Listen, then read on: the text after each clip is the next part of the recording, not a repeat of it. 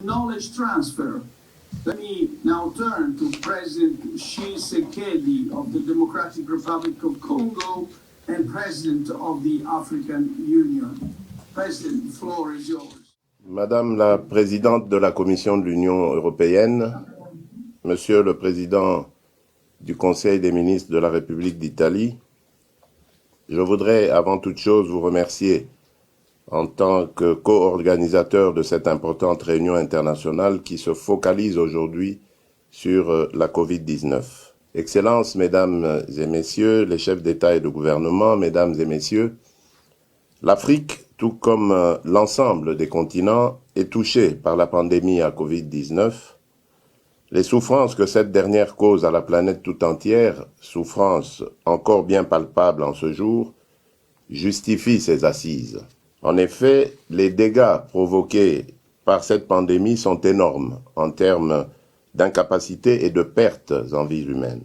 Outre l'aspect purement sanitaire, les conséquences de la pandémie à Covid-19 continuent de représenter une menace pour la stagnation ainsi que la fragilisation des économies. Et ce, même pour les économies les plus performantes de la planète. Au regard des conséquences infiniment désastreuses causées par cette pandémie, notamment en ce qui a trait à son impact sur le développement de nos sociétés et les pertes économiques y engendrées, nous pensons que l'Afrique, autant que le reste du monde, se devrait de saisir l'opportunité qui s'offre ici d'analyser et de pallier comme un seul homme aux dysfonctionnements qui nous ont menés à ces atermoiements. Un tel exercice s'entrevoit comme l'une des seules conditions de possibilité de mise en œuvre par la communauté internationale de réactions calibrées en prévision d'éventuelles pandémies futures.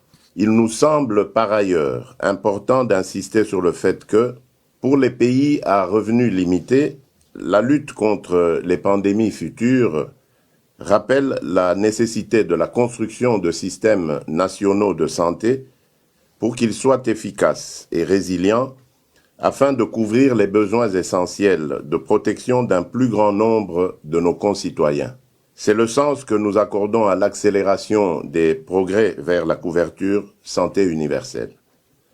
Celle-ci aiderait la mise en place de systèmes de santé qui soient à même de répondre aux épidémies, aux urgences ainsi qu'aux catastrophes sanitaires ultérieures. Le renforcement de ces systèmes de santé nécessite une coopération internationale qui appelle la solidarité de tous. Ces systèmes de santé devront intégrer les avancées technologiques les plus récentes en plaçant l'humain au centre en vue de garantir des réponses efficaces et efficientes aux situations futures.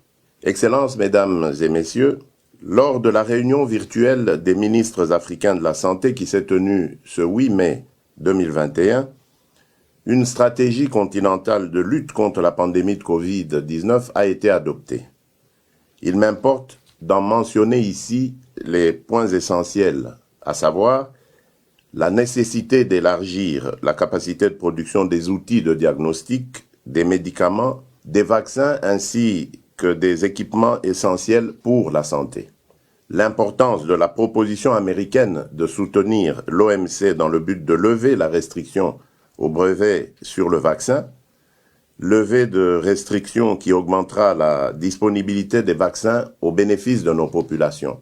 La nécessité d'une version adaptée de la stratégie continentale commune qui mette l'accent sur le renforcement de la prévention, du suivi et du traitement dans le but de faire face avec plus d'efficacité aux mutations du virus de la Covid-19 sur le continent, ainsi qu'aux fluctuations inhérentes à la nature de cette pandémie à l'échelle mondiale.